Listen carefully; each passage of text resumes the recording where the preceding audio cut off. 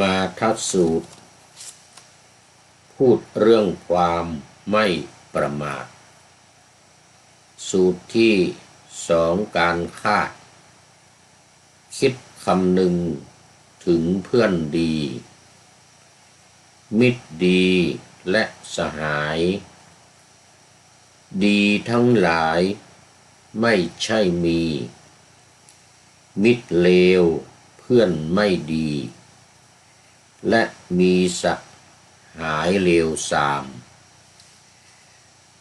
เพราะพึงหวังเหลือเกินจักเจริญและงอกงามในสิกขาทั้ง3กล่าวคือมรรค8ประการ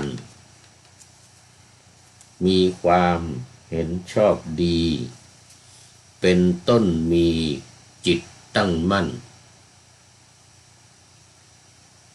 คือสมาธิอัน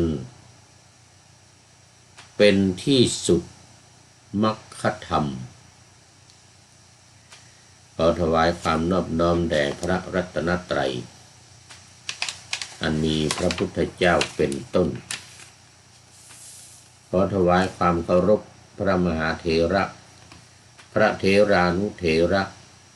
เจ้าคณะพระสังฆาธิการทั่วโลกอันมีพระเดชพระคุณพระธรรมเสนาบดีรองเจ้าคณะภาค7วัดพระธาตุวดสุเทพเป็นต้นและขออำนวยพรแด่ท่านผู้ฟังท่านผู้ชมสาธุชนพุทธบริษัททั้งหลายวันนี้รายการพระไตรปิฎกลอยฟ้าของวัดพระธาตุดอยสุเทพออกอากาศทางสถานีวิทยุพระพุทธศาสนาแห่งชาติและจริยธรรมวัดพระธาตุดอยสุเทพอำเภอเมืองจังหวัดเชียงใหม่ระบบ FM 96 เมกะเฮิรตซ์อันมีพ่อครูวรรลบนามวงพรหมเป็นผู้อำนวยการอาจารย์พระมหาประสิทธิ์ประสาธิโกเป็นหัวหน้าสถานีและอาตมาภาพพระครูปริยัติยานุศาสตร์เป็นผู้บรรยายเป็นประจำทุกวันเวลา5 ทุ่มถึงเที่ยงคืนและสถานีวิทยุเพื่อการศึกษาพระพุทธศาสนาและวัฒนธรรมวัดฝายหินตำบลสุเทพอำเภอเมืองจังหวัดเชียงใหม่อันมีพระครูสมุวิสุวัตวรกิจโจเป็นผู้อำนวยการเวลา8 นาฬิกาถึง9 นาฬิกา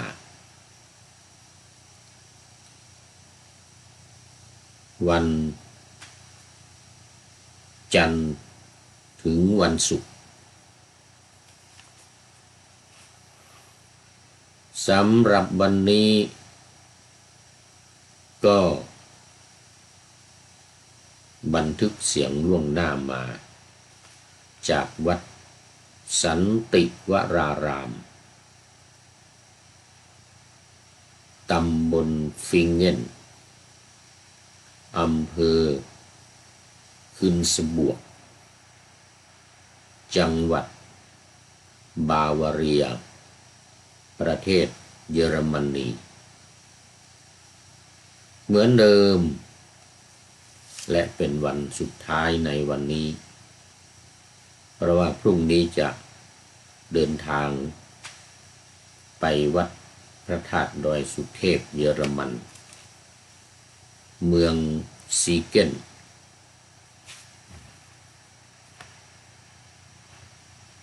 และก็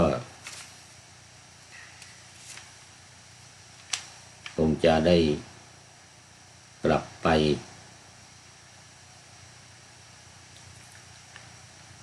เอสโตเนียในเดือนเมษายนหรือปลายเดือนมีนาคมก็จะต้องอยู่ในเยอรมันนี้ประมาณ3 เดือนลี้ภัยหนาว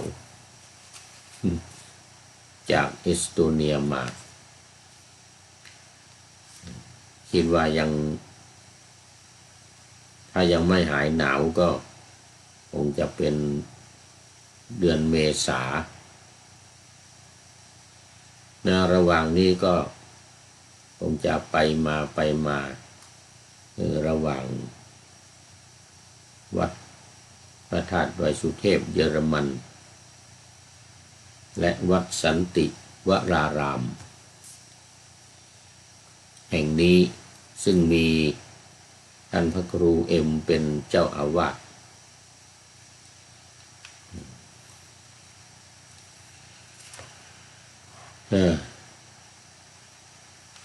สำหรับวันนี้ธรรมะในพระไตรปิฎกก็ดังที่ได้ปะหน้าธรรมะไว้เป็น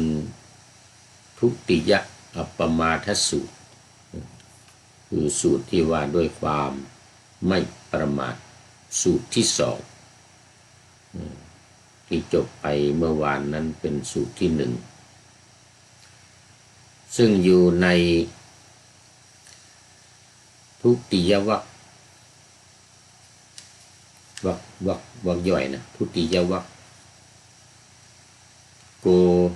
ศลสังยุตสัคคาทวรรคในวรรคใหญ่สังยุตตนิกายพระสุตตันตปิฎกเล่มที่15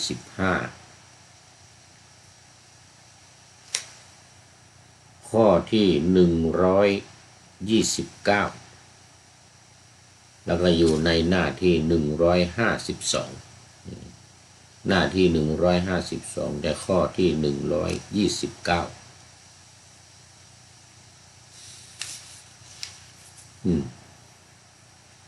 ใจความย่อๆก็คือ ขออภัยอัปปมาทสูตรพูดเรื่องความไม่ประมาทสูตรที่2การคาดคิดคำนึงถึงเพื่อนดีมิตรดีและสหายดีทั้งหลายไม่ใช่มีมิตรเลวเพื่อนไม่ดีและมีสหายเลวทรามเพราะพึงหวังเหลือเกินจักจำเริญและงอกงามในสิกขาทั้ง3กล่าวคือมรรค8ประการมีความเห็นชอบดีเป็นต้นมีจิตตั้งมั่นคือสัมมาทิอันเป็นที่สุดมรรคธรรมแล้ววันนี้ในหมวดไม่ประมาทนี้ก็ว่าด้วยสิกขา3หรือมรรคมีองค์8ประการมรรค8ซึ่งอยู่ในข้อที่4ของอริยสัจธรรมทั้ง4ประการข้อที่1ก็คือความทุกข์ข้อที่2คือสาเหตุของความทุกข์ข้อที่3คือการดับความทุกข์ และข้อที่สี่หนทางหรือแนวทางปฏิบัติอันนำไปสู่การดับความทุกข์ซึ่งก็คืออริยสัจธรรมทั้งสี่ประการนั่นเองแต่ว่าเมื่ออยู่ใน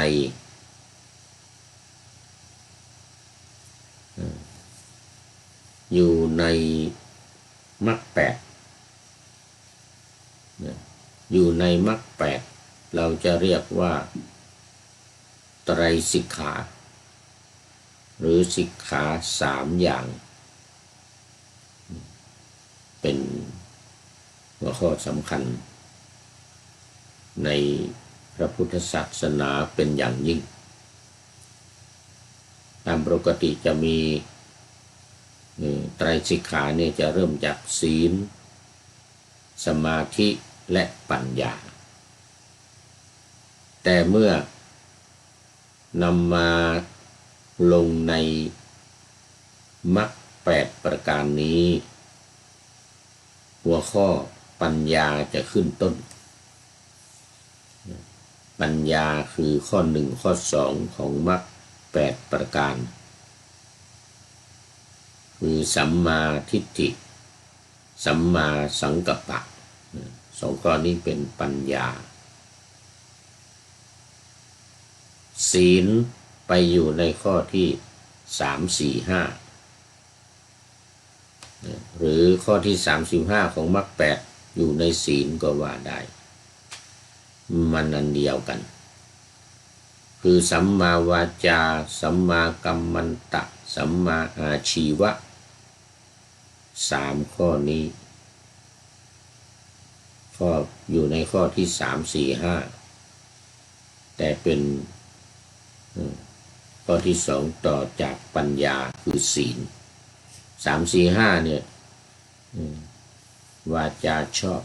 การงานชอบและการเลี้ยงชีวิตชอบนี่เป็นศีลเป็นส่วนของศีลในสิกขาบทที่ก็ขอไปในมรรคแปดคือข้อที่3 4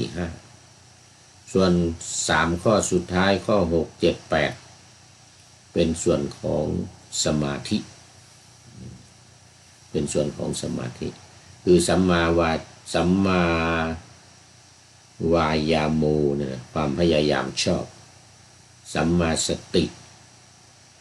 มีสติชอบคือสติปัฏฐาน4และสัมมาสมาธิมีสมาธิชอบ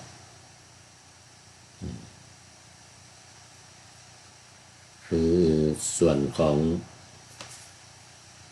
ข้อ6 7 8ข้อ6 7 8ก็ได้แก่สัมมาวายามะสัมมาสติสัมมาสมาธิเป็นส่วนของสมาธิเพราะนั้นในมรรค8ประการเนี่ยข้อ1ข้อ2เป็นส่วนของศีลในไตรสิกขา3 4 5เป็นส่วนของเดี๋ยวเป็นส่วนของปัญญาเลยนี่ปัญญาเอาปัญญามาขึ้นต้นก็คือสัมมาทิฏฐิสัมมาสังกัปปะเนี่ยมีความขออภัยเนื่องจากตอนนี้ที่เยอรมันนี่ก็1:57วันนี้นอนดึกเนื่องจากว่าตอนกลางวันที่ผ่านมาไปฉันกาแฟลืมคิดไปมันเป็นกาแฟที่มีคาเฟอีนนะกาแฟธรรมดาเป็นกาแฟดำด้วย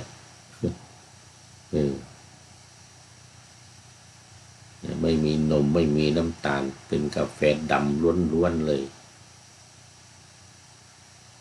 ปกติจะฉัน กาแฟที่เป็นดีคาร์บคือไม่มีคาเฟอีนเลยนะเขาเรียกดีคาร์บมันก็เลยไม่หลับไม่ง่วงไม่พอนะลืมว่าตอนกลางวันฉันกาแฟดีไม่ใช่ดีครับฉันกาแฟมา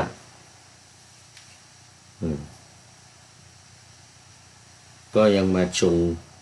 กาแฟดีครับนี้อีกแก้วหนึ่งอีกถ้วยหนึ่ง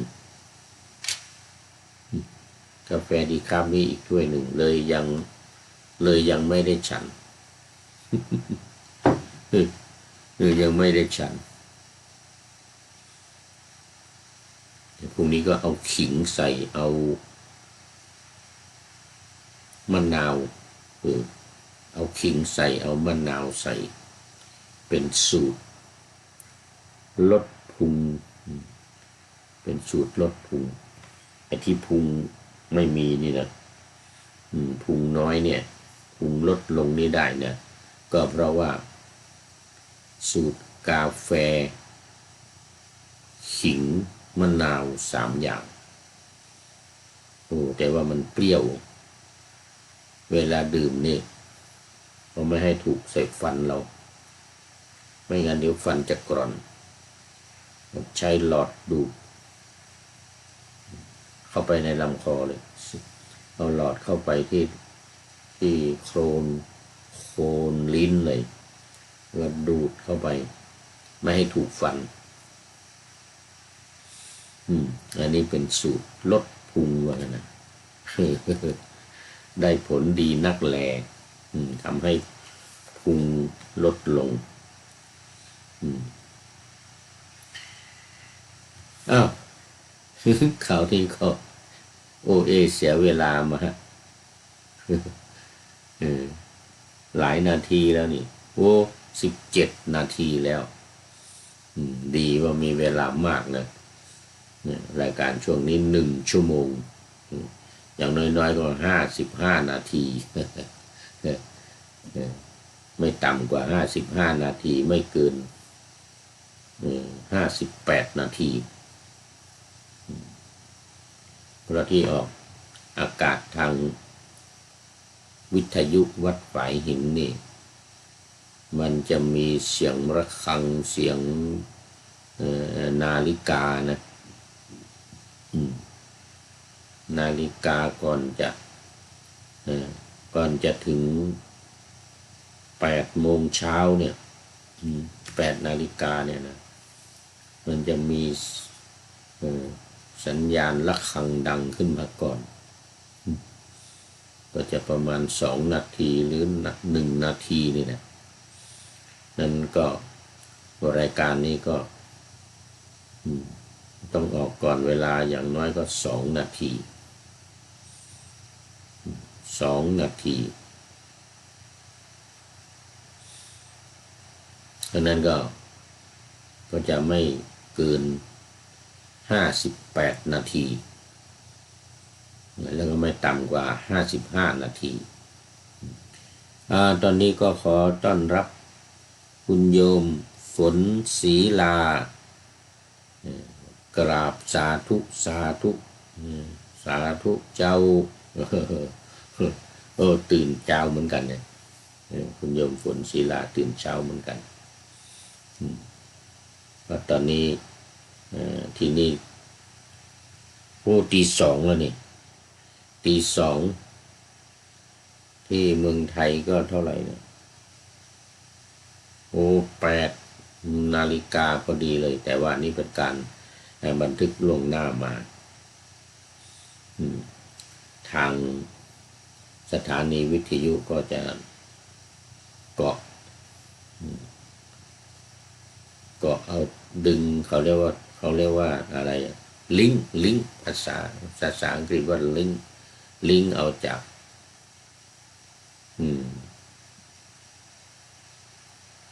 เนี่ยเฟซเนี่ยเขาเป็นวิดีโอนะที่บันทึกนี่เป็นวิดีโอFacebook Live Facebook ไลฟ์ผ่านมาเนี่ยเมื่อกี้เริ่มมา17-18 นาทีเริ่มมา17-18 นาทีตอนนี้ก็ลิงก์ไปออกอากาศทางสถานีวิทยุวัดฝายหิน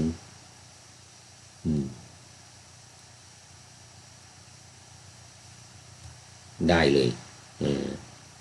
ลิงก์ไปออกสถานีวิทยุวัดฝายหินสำหรับวัดพระธาตุดอยสุเทพก็ไปออกอากาศตอนกลางคืนนู่น5 ทุ่มถึงเที่ยงคืนเรียกว่าวันนี้มีทั้งตอนเช้ามีทั้งตอนกลางคืนตอนเช้านี่ก็8 นาฬิกาถึง9 นาฬิกากลางคืนก็5 ทุ่มถึงเที่ยงคืน5 ทุ่มถึงเที่ยงคืนแล้วก็เข้ามาในสูตรทุติยอัปปมาทสูตรว่าด้วยความไม่ประมาทสูตรที่2ใจความย่อๆว่าไปแล้วในเบื้องต้นปะหน้าธรรมาสไปแล้วเป็นบทกาบยานีเป็นประจำจะเป็นกาบยานีบางทีก็ขึ้นเป็นกลอน8กลอน8ก็มีกาบยานีอย่างนี้หรือโครง4สุภาพเป็นการขึ้นต้นรายการเขาเรียกว่า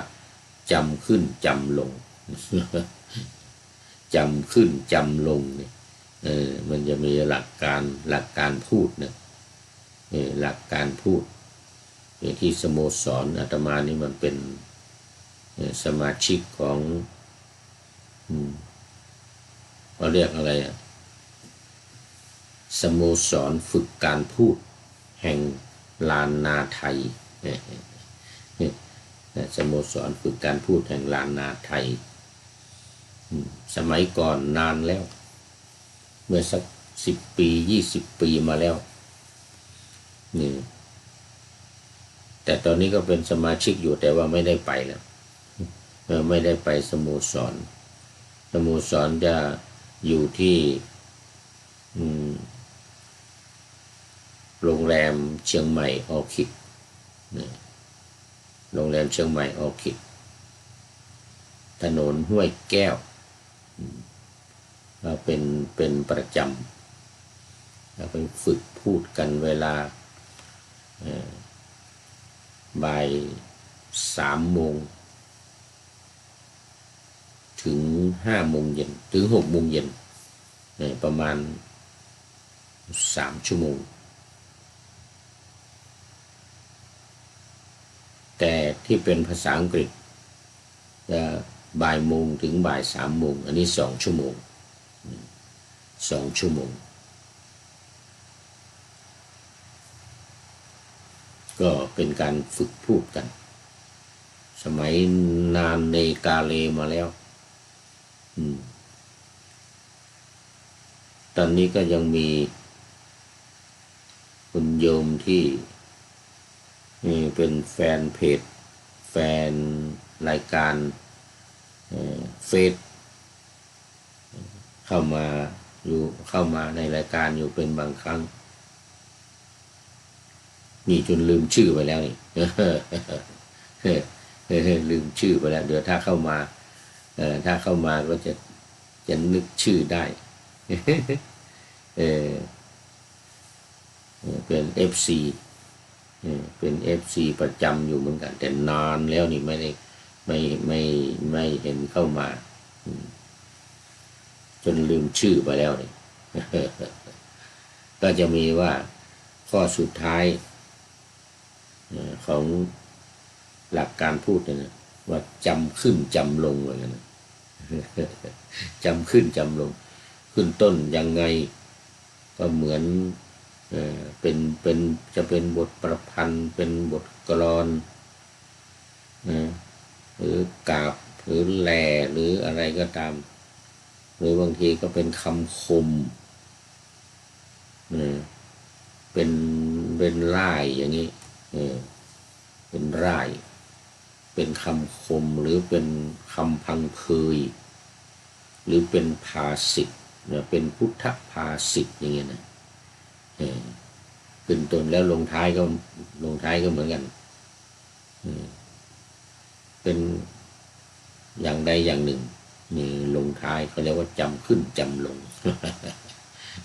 จำขึ้นจำลงเนี่ยอาตมาก็มาใช้กับในการจัดรายการขึ้นต้นก็แต่งมาว่าแต่งมาไว้แต่งมาอ่านเป็นบทประพันธ์ต่างๆโอ้เดี๋ยวนี้ก็มีคุณโยมอรชรลิซ่าเงินนะสาธุสาธุกราบสาธุเจ้านะคุณโยมอรชรนี่นะใช่หรือเปล่าโอ้ใช่แล้ว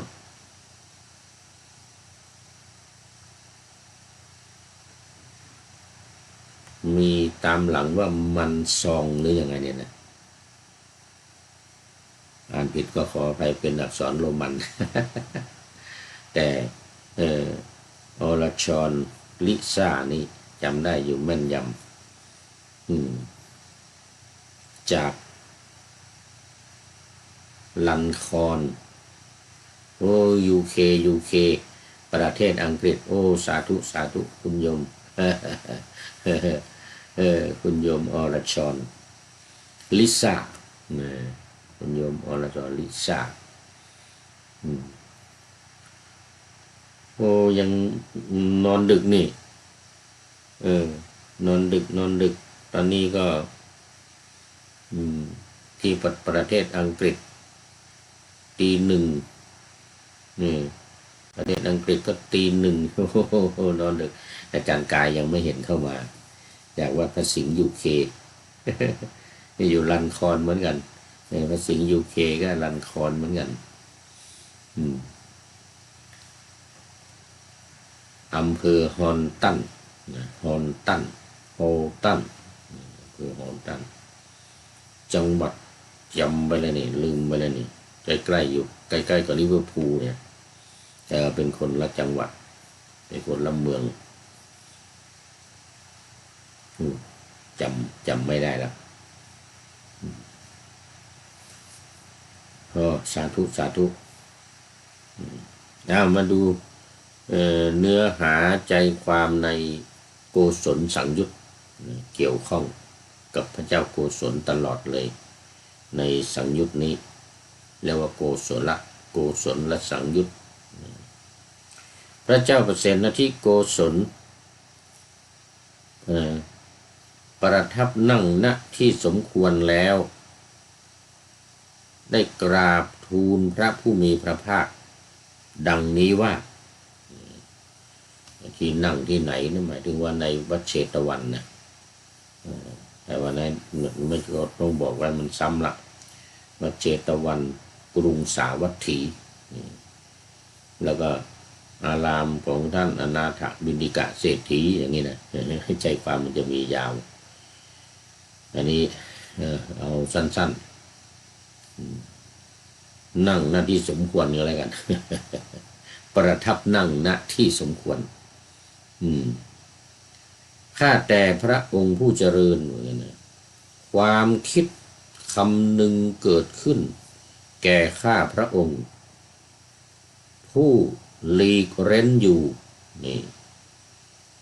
ในที่สงัดอย่างนี้ว่าธรรมที่พระผู้มีพระภาคตรัสไว้ดีแล้วนั่นแลเป็นธรรมสำหรับผู้มีมิตรดีมีสหายดีมีเพื่อนดีไม่ใช่สำหรับผู้มีมิตรเลว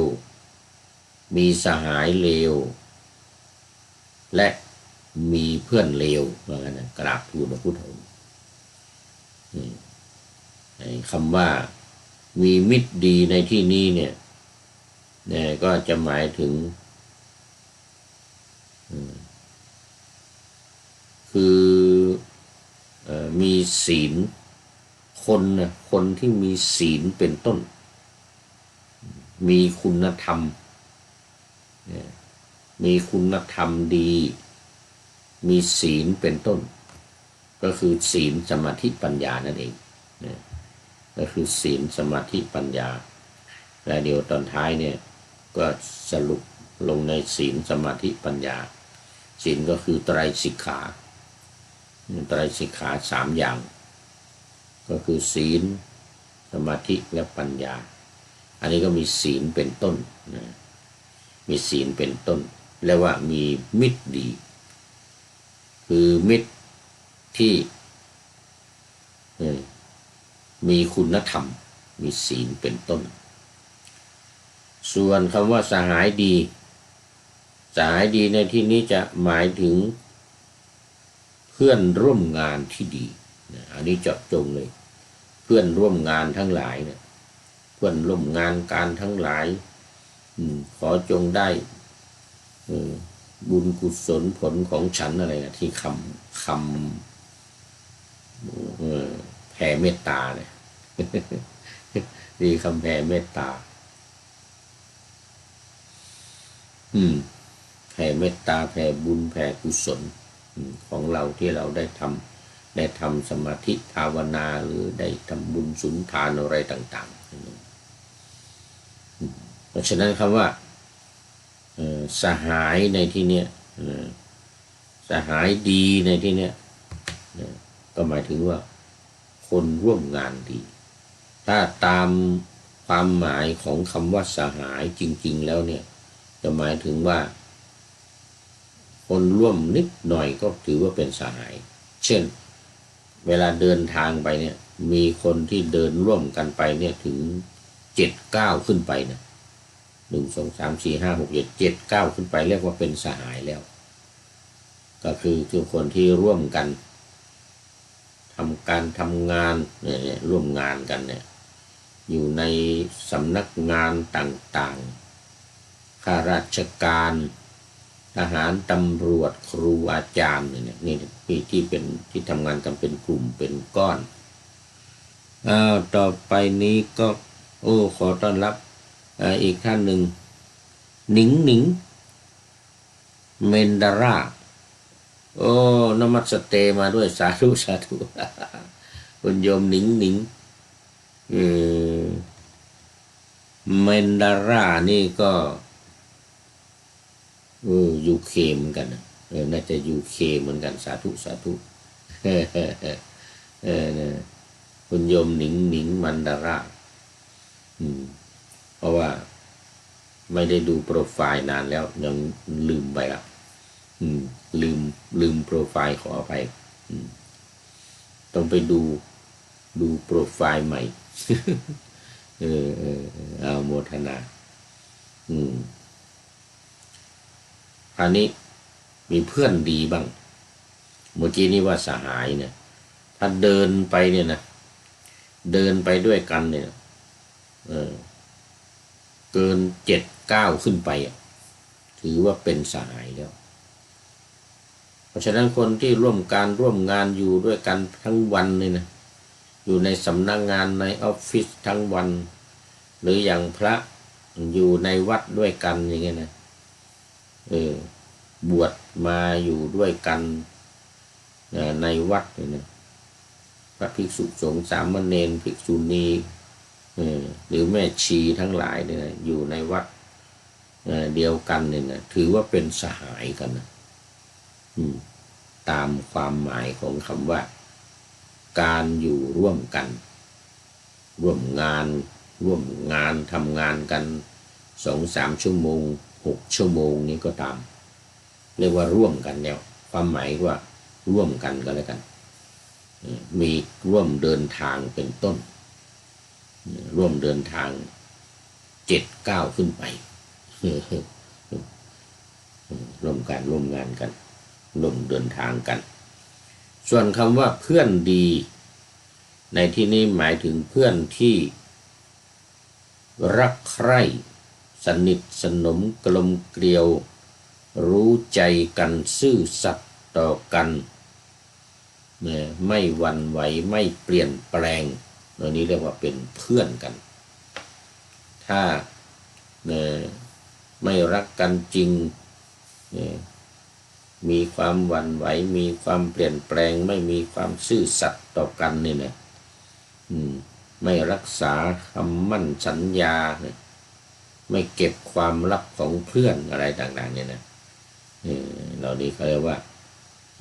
เป็นเพื่อนที่ไม่ดีเป็นเพื่อนปอกลอกเป็นเพื่อนอะไรต่างๆมีในขีหิปฏิบัติเนี่ยนะแต่คำว่าเพื่อนดีเนี่ยเพื่อนดีในที่นี้จะหมายเพื่อนที่ว่ารักใคร่กันไม่หลอกลวงกันนะรู้ใจกันเหมือนกันนะรู้ใจกันเพื่อนอยากได้อะไรก็หามาให้อะไรอย่างเงี้ยนะเพื่อนมีความทุกข์ยากลำบากก็ช่วยเหลือดูแลในยามทุกข์ยามยากนะหรือว่าเขาเรียกว่าเป็นเพื่อนในยามยากนะคนที่ช่วยเหลือกันในยามยากนี่ถือว่าเป็นเพื่อนแท้เป็นเพื่อนจริงเป็นเพื่อนแท้เป็นเพื่อนจริงอย่างคุณโยมหนิงนี่ไม่ทิ้งหลวงพ่อเนี่ยเข้ามาในรายการอะไรอีกเนี่ยคุณโยมอรชรอย่างงี้คุณโยมฝนศรีลาอย่างงี้เป็นเพื่อนแท้นะนี่เนี่ยเป็นเพื่อนแท้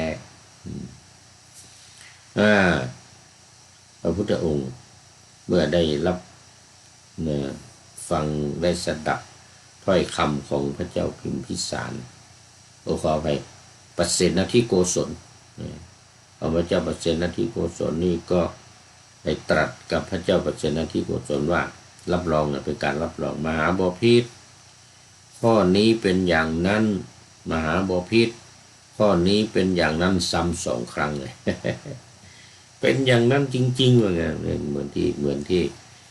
พระเจ้าปเสนทิโกศลว่าจริงๆธรรมที่อาตมาภาพกล่าวไว้ดีแล้วนั่นแลเป็นธรรมสำหรับผู้มีมิตรดีมีสหายดีมีเพื่อนดีไม่ใช่สำหรับผู้มีมิตรเลวสหายเลวมีเพื่อนเลวมหาบพิตรครั้งหนึ่งอาตมาภาพอยู่ที่นิคมของหมู่เจ้าสักยะชื่อว่านครกะในแคว้นสักกะอันนี้ก็ในแคว้นสักกะก็โน่นเมืองกบิลพัสปัจจุบันอยู่ในประเทศเนปาลที่ประสูติของพระพุทธเจ้าคือสวนลุมพินีตอนนี้ก็อยู่ในเขตประเทศเนปาลไอ้แคว้นสักยะเนี่ยนะทั้งหมดเนี่ยนะแคว้นสักยะแล้วก็อีกอย่างหนึ่งที่เรียกว่านิคมนครกะนครกะนครนครกะนิคมชื่อนครกะนี่ก็อยู่ในแคว้นนี้ในแคว้นสักยะสักยะนี้แปลว่าไม้สักในทุ่งนาในป่าที่พระเจ้าสุโธทนะพร้อมกับน้องๆอีก6 คนน่ะไปตั้งรกรากเป็นเมืองปรากฏว่ามันมีไม้สักมากเขาเรียกว่าสักยะวงศ์แล้วก็ตั้งชื่อแคว้นนั้นว่าแคว้นสักยะสักกะนั่นเองสักกะนั่นคือไม้สักเนี่ยสอเสือไม้หันกอไก่เนี่ยสักตัวเนี่ยก็คือไม้สักชื่อของไม้สักปรากฏว่าในเมืองกบิลพัสเนี่ยที่ไปตั้งรกรากนั่นนะเป็นเมืองที่มีไม้สักมากเป็นป่าที่มีไม้สักมากนี่คือความหมายเลยตั้งวงขึ้นมาเนี่ยเรียกว่าเป็นสักยะวงศ์เลยสักยะวงศ์แคว้นสักยะหรือแคว้นสักกะนี่แหละในเมืองกบิลพัสประเทศเนปาลปัจจุบัน ปัจจุบันอยู่ในเขตประเทศเนปาลที่เราไปนมัสการสังเวชนียสถานแห่งที่หนึ่งคือที่ประสูติของพระพุทธเจ้าโยมฝนโยมหนิงไปกันมาหรือยังเนาะเนี่ยเดี๋ยววันหลังจะพาไปเที่ยวพาไปนมัสการสี่สังเวชที่ประสูติที่ตรัสรู้ที่แสดงปฐมเทศนาแล้วก็ที่ปรินิพพานนี่แหละคือสวนลุมเมืองกบิลพัสที่ตรัสรู้ก็ที่พุทธคยาในปัจจุบันสมัยก่อนเรียกกุลุเวลาเสนานิคมที่แสดงปฐมเทศนาก็ที่เมืองพาราณสีแคว้นกาสีตำบลสารนาถปัจจุบันเนี่ยนะตำบลสารนาถที่แสดงปฐมเทศนาแล้วก็ที่ปรินิพพานก็เมืองกุสินาราถ้าเราไปอินเดียปัจจุบันเนี่ยเขาเรียกว่าเมืองกุสินากาก็คือนัคระนั่นแหละเขาเซ็งเป็นนากานัคระนาเกอร์เขาเอาเสียงเป็นนาเกอร์มีรอเรืออยู่ข้างหลังมีรอเรืออยู่ข้างหลังก็ควายเขาออกเสียงเป็นกอไก่นะเวลาเขียนเป็นอักษรโรมันจะเขียนเป็นตัวจีเราก็เลยออกเสียงเป็นนาเกอร์สี่สังเวเนี่ยนะสี่สังเวอย่างนั้นมหาบพิตรว่างั้นนะสมัยที่อาตมาภาพอยู่แคว้นสักกะนู่นนะนักครกะเนี่ยนะนักครกะ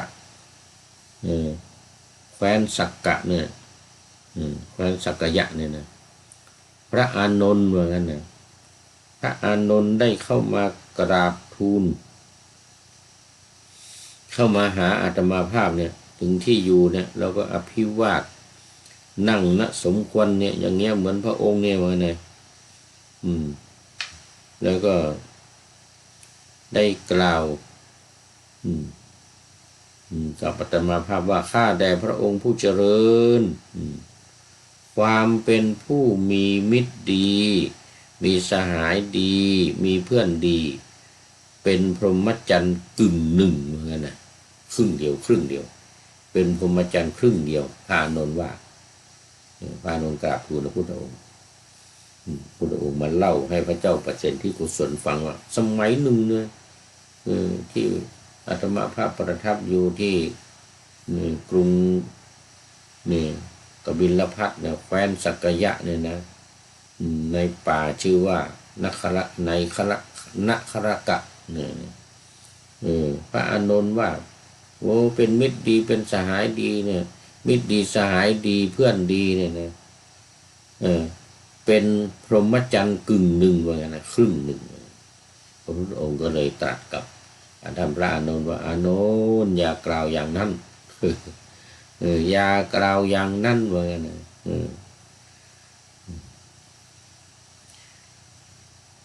มันจะเป็นเอวังวัเทหิ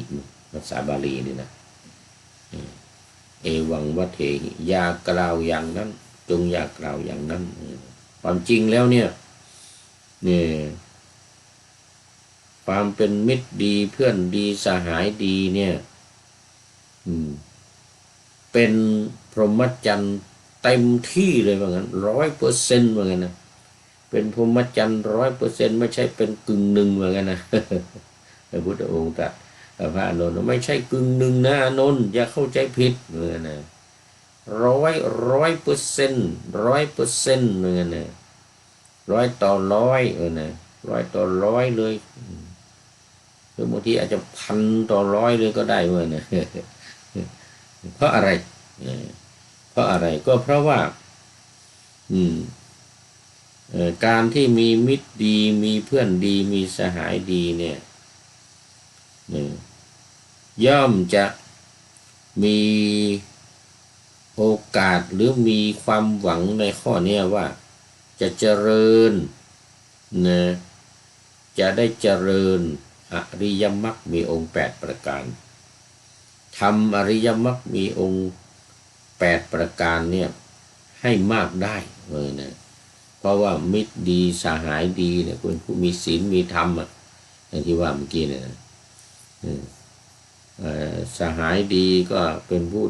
ร่วมงานที่ดีแล้วก็เพื่อนดีก็คือเป็นเพื่อนที่รู้ใจกันไม่ละทิ้งกันไม่ทอดทิ้งกันแม้ในยามยากอย่างเงี้ยนะย่อมจะได้อะไรย่อมจะได้มรรคหรือหนทางอริยะทั้ง8ประการหรือไตรสิกขาเนี่ยนะไตรสิกขาศีลสมาธิปัญญาเนี่ยปัญญาศีลสมาธิในมรรคมีองค์8ประการอย่างที่ได้กล่าวมาเนี่ยย่อมจะได้รู้ได้ฟังเนี่ยจากท่านเหล่านั้นว่างั้นนะได้รู้ได้ฟังจากท่านเหล่านั้นจากใครจากเพื่อนดีสหายดีแล้วก็มิตรดีมิตรสหายเพื่อนเดี๋ยวที่ได้กล่าวมานี่นะ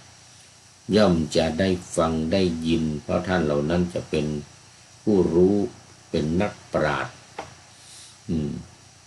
ซึ่งก็หมายถึงพระพุทธเจ้าเป็นต้นนี่นะนี่เรื่องมันนะ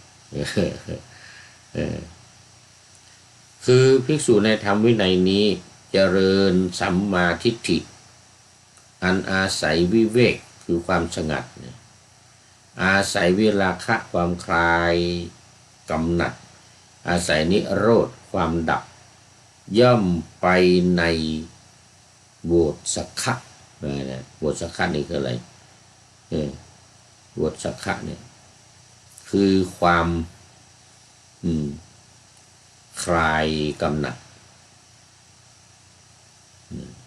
ความคลายกำหนัดนี่วิราคะขอไปวิราคะนี่คือความคลายกำหนัดโวสัคคะนี่คือความสละลง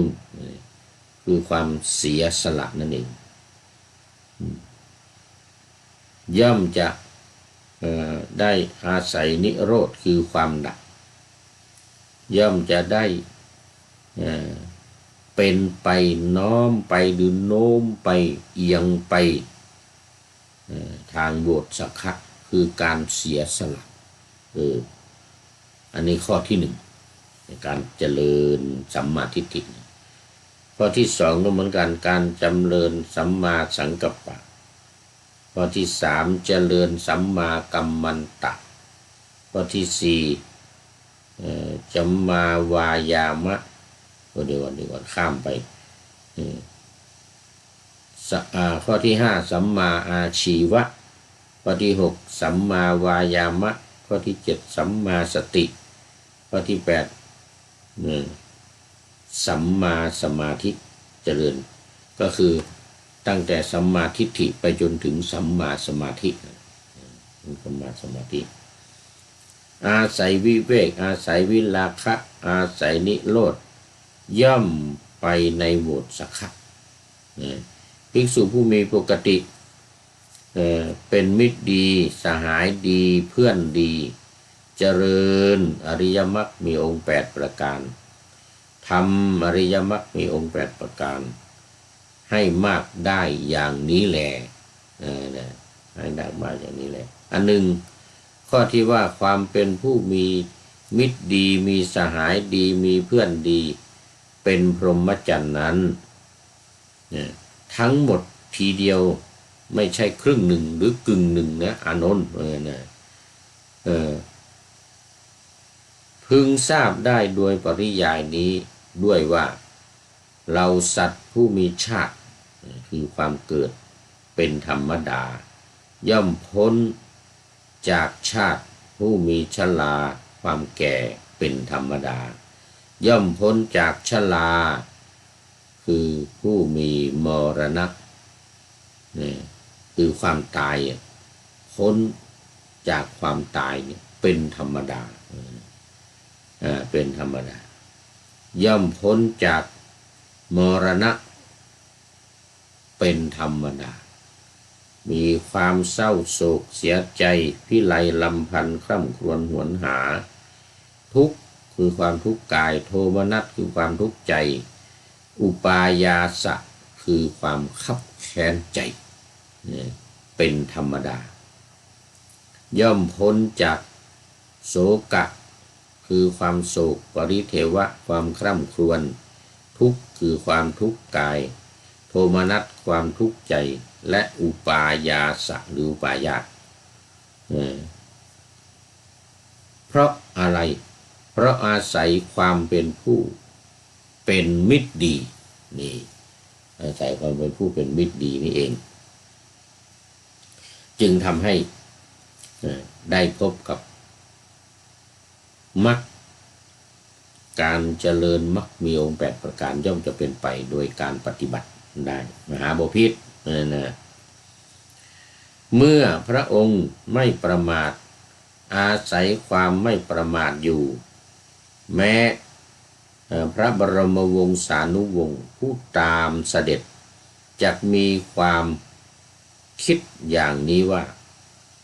พระราชาเป็นผู้ไม่ประมาทอาศัยความไม่ประมาทอยู่เอาเถิดแม้พวกเราก็จะเป็นผู้ไม่ประมาทอาศัยความไม่ประมาทอยู่มหาบพิตรเมื่อพระองค์ไม่ประมาทอาศัยความไม่ประมาทอยู่แม้กองทัพก็จะมีความคิดอย่างนี้ว่าพระราชาเป็นผู้ไม่ประมาทอาศัยความไม่ประมาทอยู่เอาเถิด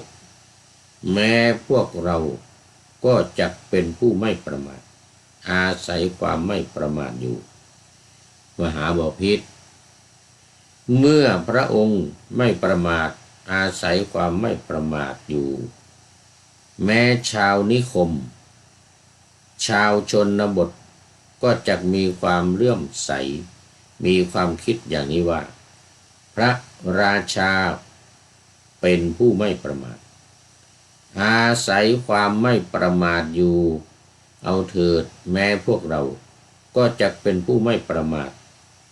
อาศัยความไม่ประมาทอยู่ฉะนั้นนะติดตามกันมาใหญ่เลยทีนี้มหาบพิตรเมื่อพระองค์ไม่ประมาทอาศัยความไม่ประมาทพระองค์เองก็จะเป็นผู้ได้รับการคุ้มครองได้รับการคุ้มครองรักษาแล้วแม้ท้องขออภัยแม้ท้องพระคลังก็จะเป็นอันได้รับการคุ้มครองรักษาแล้วการคลังการเงินธนาคารท้องพระคลังของพระองค์ก็จะเป็นได้ชื่อว่าเป็นผู้ที่รักษามีคนรักษาแล้วพระผู้มีพระภาคพระศาสดาจึงได้ตรัสคาถาประพันธ์ต่อไปอีกว่าเมื่อปรารถนาโภคะยิ่งขึ้นไปบัณฑิตทั้งหลายย่อมสรรเสริญความไม่ประมาทในการทำบุญบัณฑิตผู้ไม่ประมาท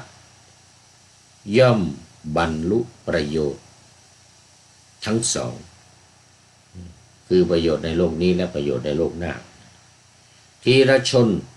ท่านเรียกว่าบัณฑิตเพราะบรรลุประโยชน์ทั้งสอง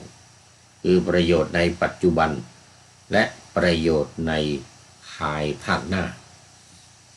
ภายภาคหน้านี่หมายถึงในอนาคตหลังจากที่ตายไปแล้ว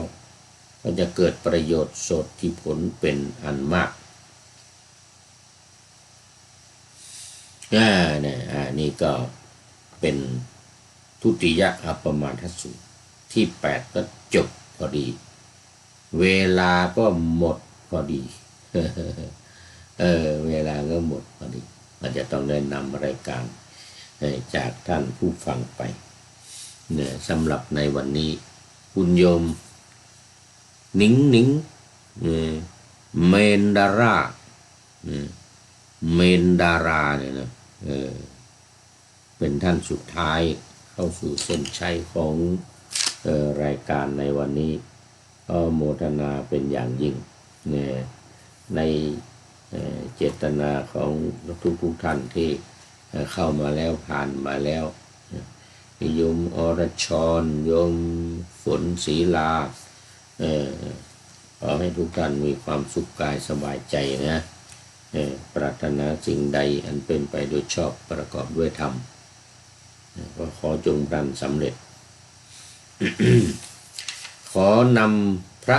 ไตรปิฎกลอยฟ้าไปจากผู้ฟังทั้งหลายในโลกล่าวันต่อไปจะได้จรย้อนกลับมาสู่สถานีใหม่ให้ท่านฟังอย่าลืมเปิดวิทยุหรือเครื่องรับโทรศัพท์โมบายคอมพิวเตอร์ผัง YouTube เฟซเพจไลน์ให้ดังๆเพื่อชมฟังรายการวันต่อไปขอทุกท่านมีความสุขทุกคืนวันนำธรรมะประกอบการงานทั้งหลายเช่นขยันทำงานทางวาจากายใจขวัญขวายกิจการงานนานาบำเพ็ญสาธารณประโยชน์เว้นสิ่งที่มีโทษโหดเยี่ยงสาประกอบแต่กรรมดีมีราคาแสวงหาเงินทองครองใจคน